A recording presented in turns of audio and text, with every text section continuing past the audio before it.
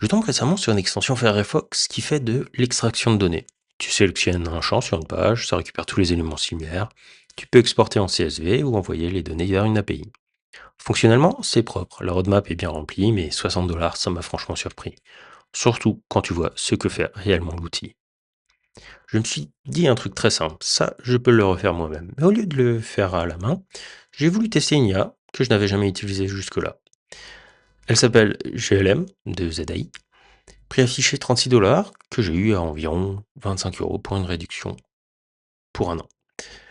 Quelques points importants, les quotas se resettent toutes les 5 heures, énormément de tokens, près de 3 fois les tokens de Cloud Pro. Donc clairement, tu peux la bourriner sans trop réfléchir. Je lui ai demandé de me générer une extension Firefox avec une sidebar pour faire exactement la même chose. Sélectionner des éléments sur une page et en extraire les données.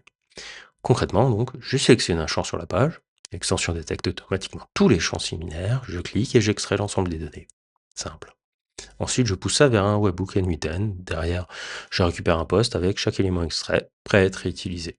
CSV, API, automatisation, tout est là. Fonctionnellement, on est déjà au niveau de l'extension payante.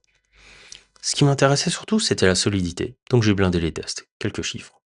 Environ 900 lignes de code fonctionnel, plus de 600 tests, parfois 100% de couverture sur certains composants. Au final, il y a plus de lignes de test que de lignes de code, ce qui en fait un très bon projet.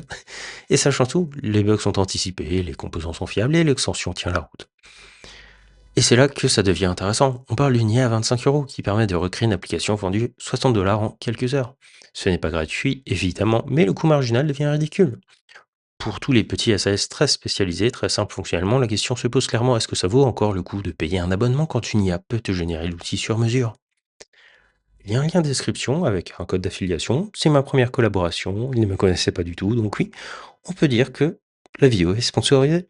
Cette IA, je l'ai déjà rentabilisée plusieurs fois. Elle m'a permis de faire plusieurs apps sans jamais taper dans les quotas. Pour moi, on est clairement en train d'assister à la fin de pas mal de petits SaaS. Pas tous, mais ceux qui reposent sur quelques centaines de lignes de code bien ciblées, clairement. Blindez vos tests, utilisez des IA pas trop chères et regardez ce que vous pouvez reconstruire vous-même.